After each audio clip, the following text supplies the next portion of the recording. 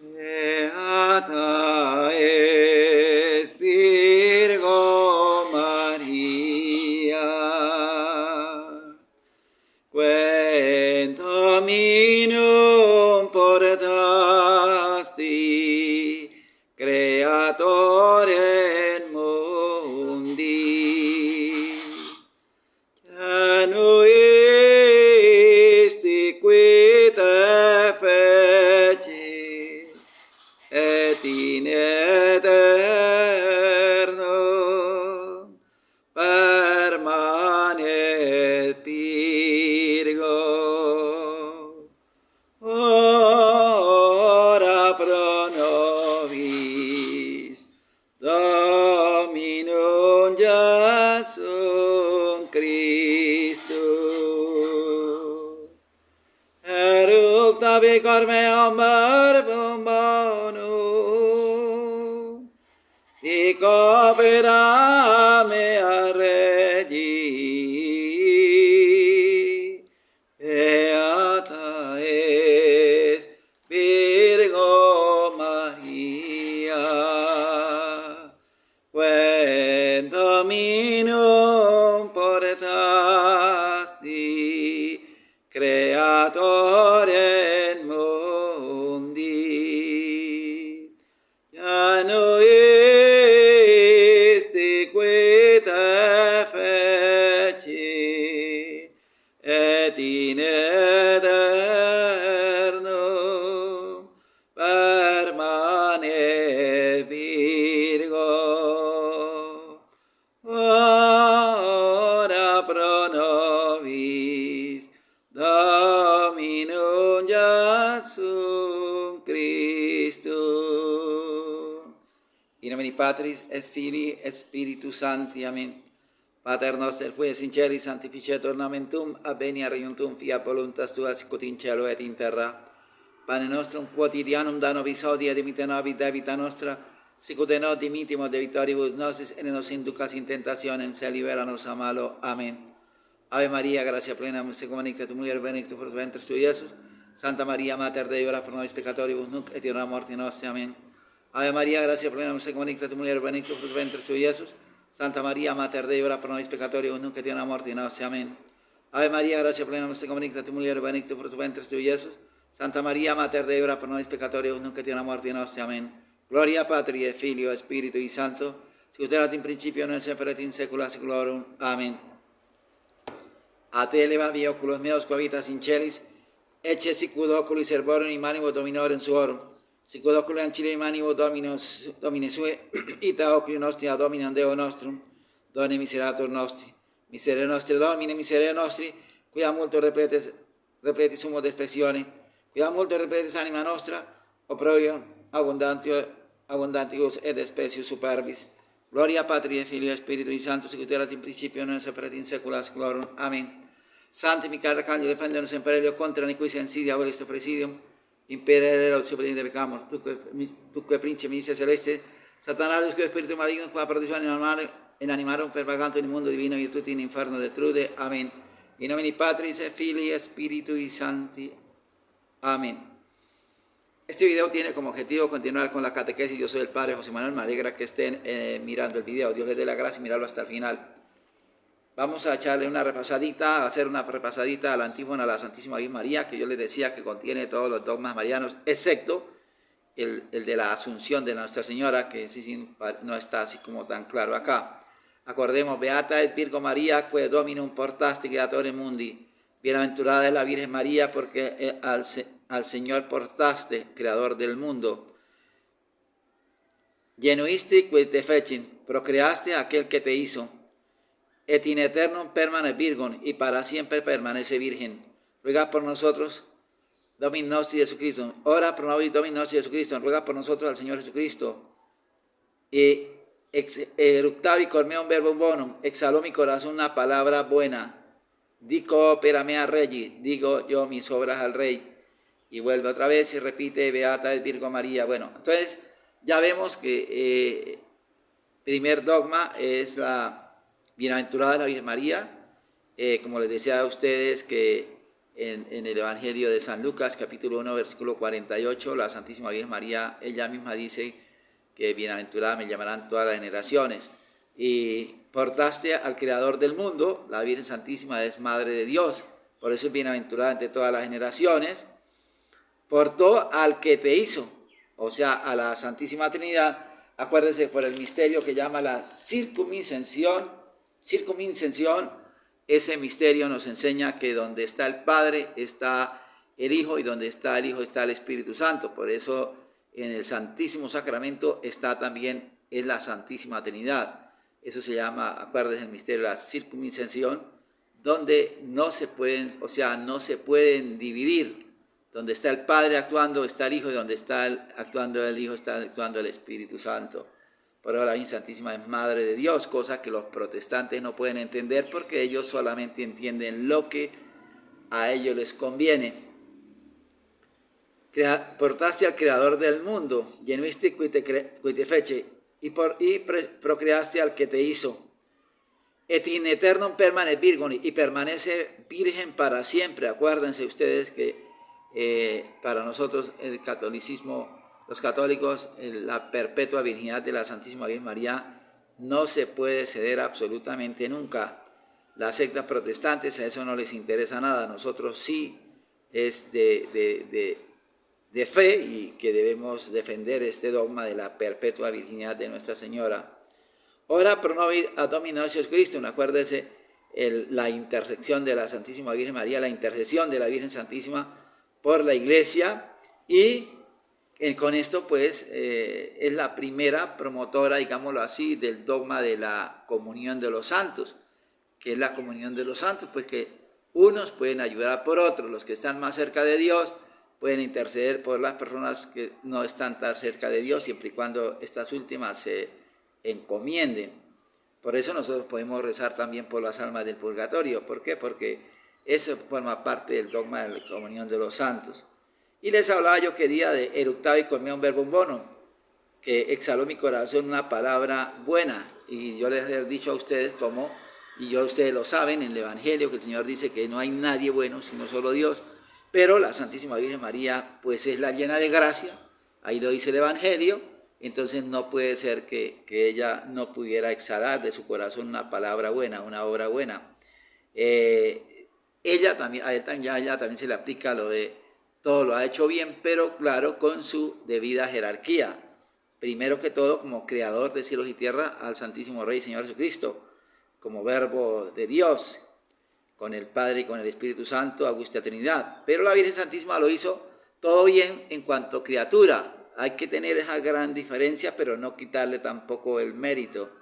Exhaló mi corazón una palabra buena, dico opera mea regi, y dedico yo mis obras al Rey. Imagínense si la Santísima Virgen María, llena de gracia, Madre de Dios, que le dio su carne y le dio su sangre y todo dedicada a Él, hasta el momento en que exhala ya en la cruz, y aún dejándolo allá en el Calvario, no iba a dedicar sus obras al Rey. Entonces eso es lo que, como les decía, lo único que no parece estar acá es el dogma de la Asunción de la Virgen María. Pero si aquí cuando lo vemos que dedico mi obra al Rey, pues imagínense, ¿qué dice la Sagrada Escritura?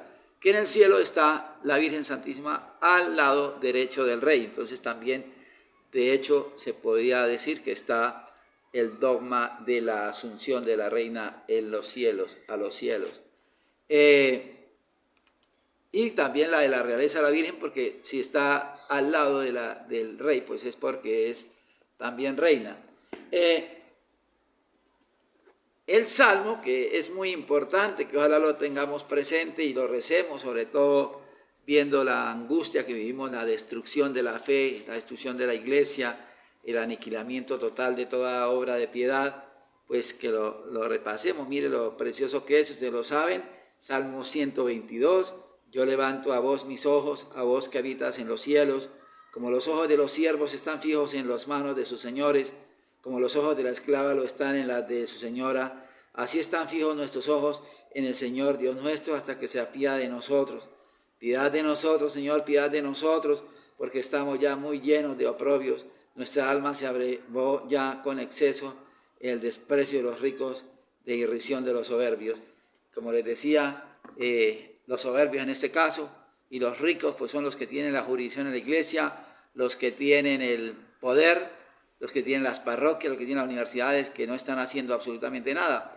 Esto cada día, hermanos, se pone peor. Ya he visto yo por ahí cómo es que están planeando, han empezado ya a escanear los ojos de las personas para poderlas dominar de una manera más, o sea, diabólico. Entonces es un plan diabólico. También veía que piensan, ya han expuesto en la ONU, cómo llegar a alterar a la genética del ser humano para que se haga la carne de bovinos, de res, le haga daño, o sea, para que no pueda ingerir carne ninguna, porque así pueden controlar toda esa cuestión que tienen montada. Entonces, dense en cuenta que cada día nos van controlando absolutamente más a través de estos medios. Todo lo que uno hace, si respira, lo saben, si tose, lo saben, todo absolutamente está controlado. Entonces, eso forma parte precisamente de la angustia que nosotros también tenemos que pedirle a Dios, nuestro Señor, al Padre, al Hijo, al Espíritu Santo, y haciendo valer los méritos de Jesucristo nuestro Señor y la intercesión de la Santísima Madre, para pedirle a Dios que se apiade de nosotros y se apiade de sus nietos, de los niños. ¿Qué va a hacer de todos esos niños con esa incitación completamente por todos los medios, esa manipulación y ese dominio absoluto sobre todo, absolutamente todo, sobre los alimentos, sobre el comportamiento, sobre lo que piensa, sobre lo que mira, Entonces, esto realmente es grave, y lo más terrible es que el único que podía oponerse, como yo les he dicho a ustedes, sería el Papa y serían los obispos, y que la gente tomara conciencia de esto, pero ellos están completamente amangualados con esa globalización. Ellos están apaneaguados, están en el mismo objetivo. O sea que, como dice, ¿de dónde nos viene el auxilio? El auxilio nos viene el Señor que hizo el cielo y la tierra. Nosotros no tenemos absolutamente más nada que hacer. Yo no quiero sembrarles terronera, pero realmente todo lo que se ve es de opresión y de aniquilamiento. Por eso tenemos que tener muy claro lo que es el conocimiento de la doctrina, para que no, como dice el Señor, no le tengamos miedo a los que matan el cuerpo, sino a los que nos pueden arrojar, al que nos puede arrojar el alma al infierno. Entonces vamos a continuar con la catequesis, los méritos del Rey y Señor nuestro Jesucristo. Acuérdense ustedes que la satisfacción de Cristo no solamente fue condigna. ¿Qué quiere decir no solamente condigna? Que no solamente pagó la deuda, lo que era justo de pagar por la ofensa a Dios, sino que además rebosó de una manera infinita ese pago, y nos trajo una superabundante bendición, porque nos paga la deuda, y fuera de eso nos reviste de su gracia y nos lleva a la cena, al banquete, a la gloria celestial con todos los bienaventurados. Entonces démonos cuenta que debemos darnos por muy bien servidos en la obra de la redención. Entonces dice, los méritos de Cristo. Cristo no solamente no perdonó el pecado y la pena de él por él de vida, sino que nos mereció la gracia y el derecho al cielo. Si la satisfacción de Cristo borra en el hombre la culpa y la pena del pecado, los méritos de Cristo son una verdadera restauración del hombre, pues le devuelven los dones de orden sobrenatural que el pecado le había arrebatado. Veamos pues qué méritos alcanzó Cristo, por qué pudo Cristo merecer para nosotros y cómo mereció. ¿Qué bienes mereció Cristo? El mérito implica la consecución de un don que no tenemos, pero que nos es debido en alguna manera. Cristo no pudo merecer para sí mismo ni la gracia ni la gloria, porque ya las tenía. Cristo es Dios, acordémonos. Ni podía perderla. Para sí mismo no mereció sino la glorificación de su cuerpo, después de haberlo sometido al sufrimiento y al oprobio. Pero para nosotros, sí pudo merecer. Él, mediante su pasión y muerte, nos mereció la gracia, la gloria y toda suerte de bienes espirituales. La gracia, sí, por el pecado de un solo murieron todos los hombres, mucho más copiosamente la gracia de Dios se derramó sobre todos. Romanos 5:10. El cielo. Tenemos la firme esperanza de entrar en el santuario del cielo por la sangre de Cristo. Hebreos 10:19.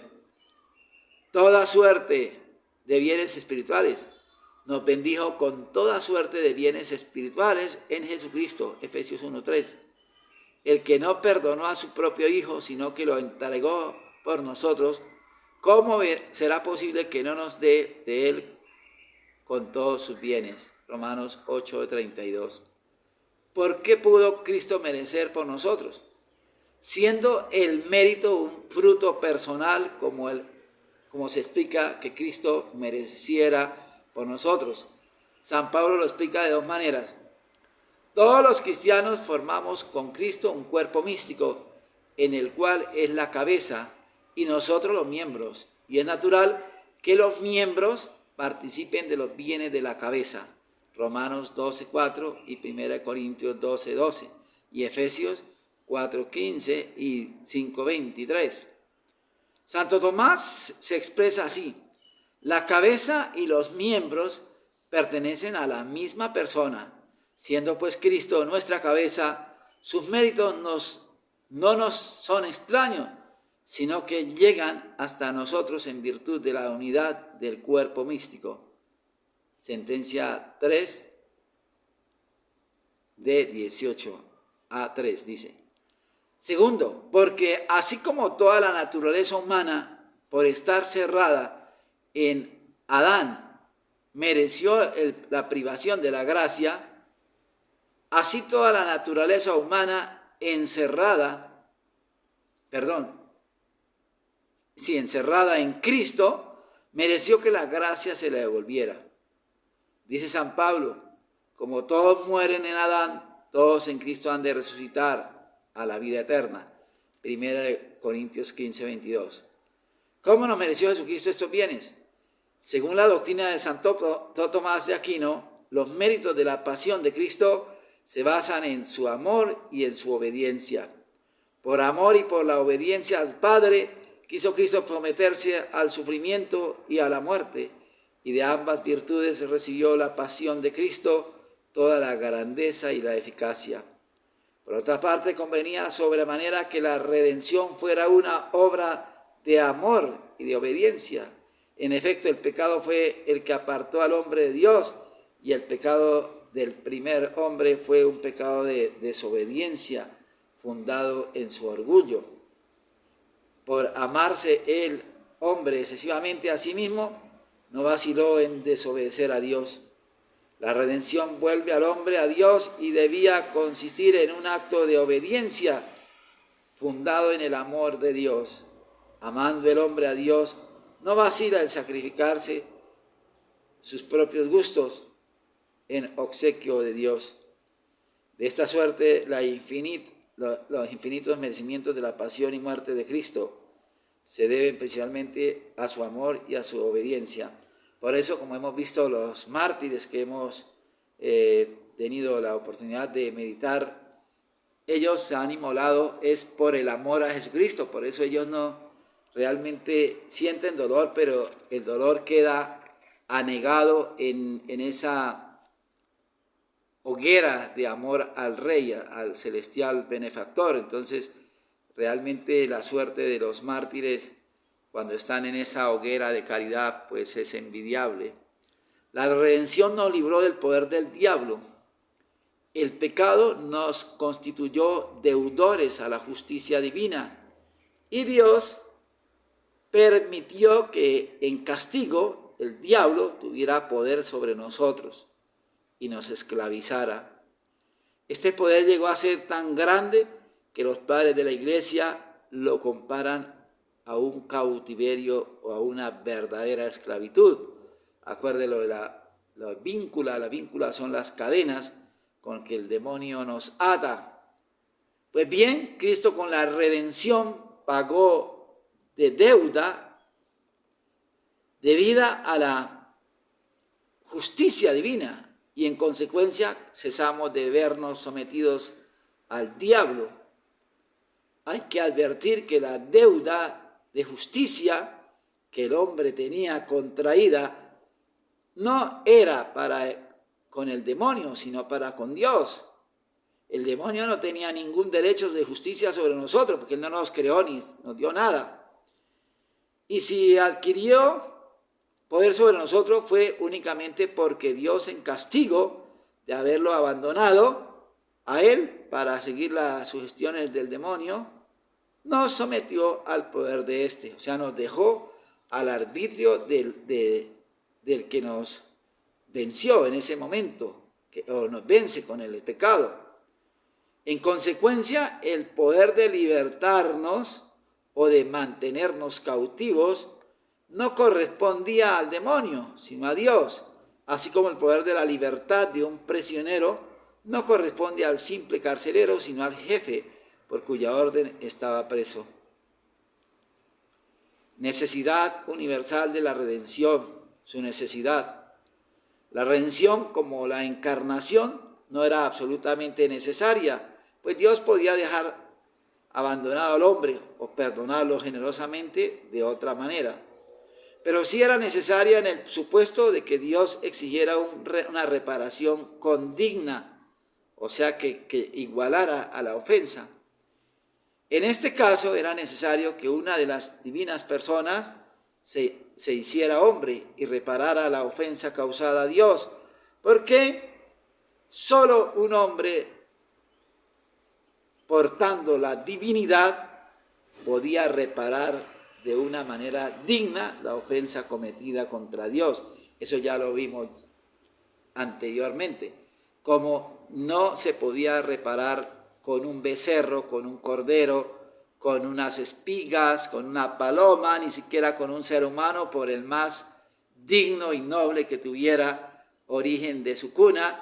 No era digno de pagarle a Dios las ofensas, porque acuérdense que la ofensa llega a ser infinita no por el causante, sino por el agredido. Dios en este caso ha sido agredido y por su dignidad infinita parece que el pecado llegara a tener una consecuencia infinita, un castigo infinito. Parece, porque realmente nosotros no somos capaces de tener actos infinitos. Ningún ser humano es capaz de hacer actos infinitos. Pero respecto a la ofensa que se le hace a Dios, sí parece que la ofensa llegara a tener una resonancia infinita.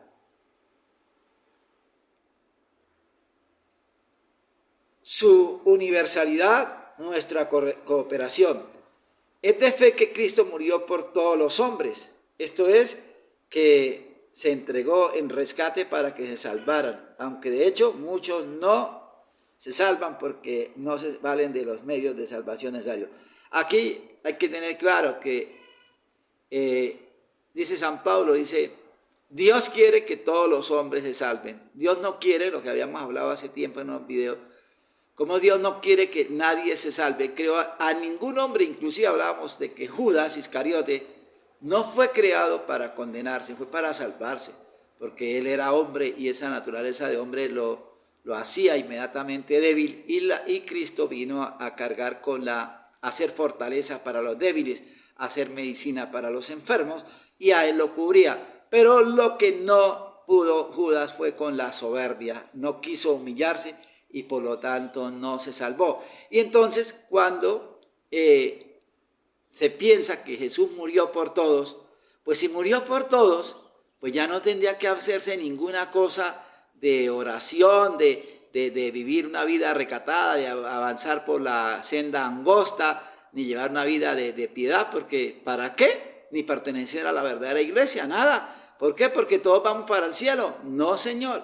Jesucristo sí, en principio, el deseo de Dios fue morir por todos para que todos alcancemos la salvación. Pero acuérdense que nosotros tenemos lo que se llama la libertad de la voluntad. Nuestra voluntad es libre, o sea, yo puedo adherirme al bien o adherirme al mal. Entonces, Dios no va a salvar a las personas que se adhieren por su voluntad al mal. ¿Por qué? Porque Él está respetando la voluntad de las personas. O sea, no puede en el cielo, no está nadie que no quiera estar en el cielo. Y en el infierno está nadie que no quiera estar en el infierno. ¿Por qué?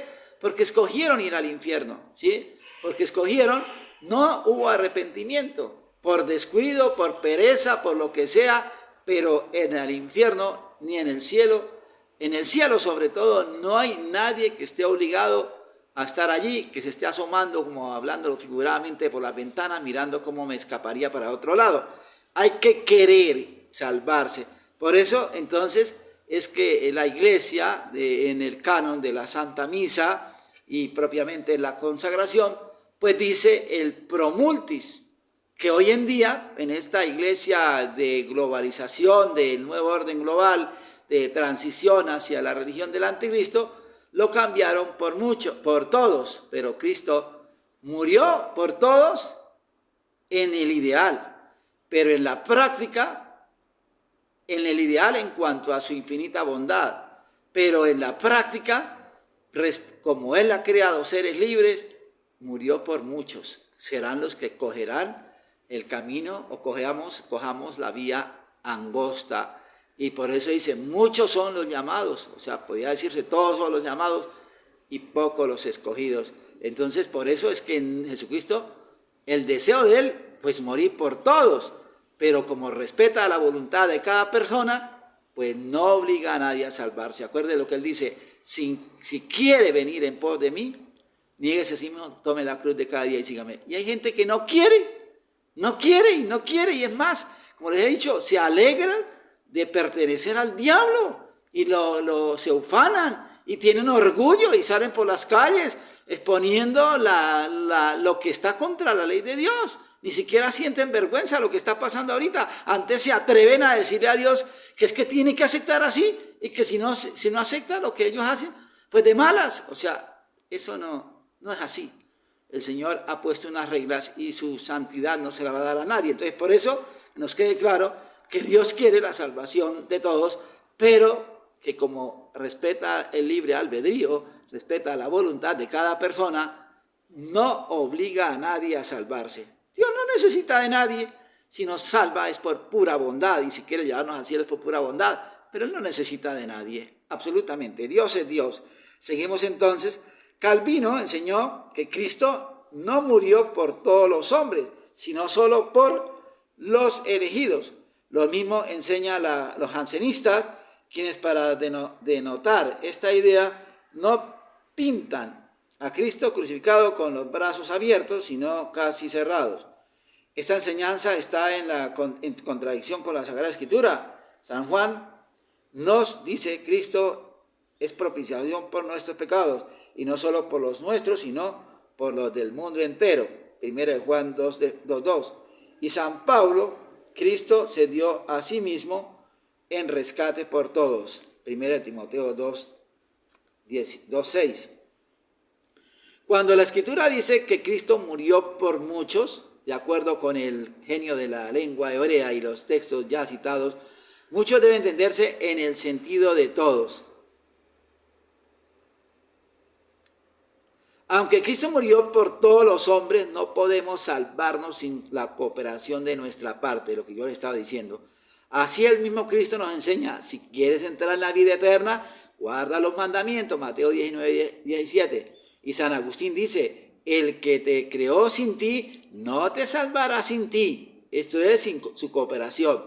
Los protestantes, en especial Lutero y Calvino, niegan la necesidad de cooperar a la gracia, enseñando que solo la fe justifica. Esto es, que ella nos aplica los méritos de Cristo sin necesidad de cooperación de nuestra parte.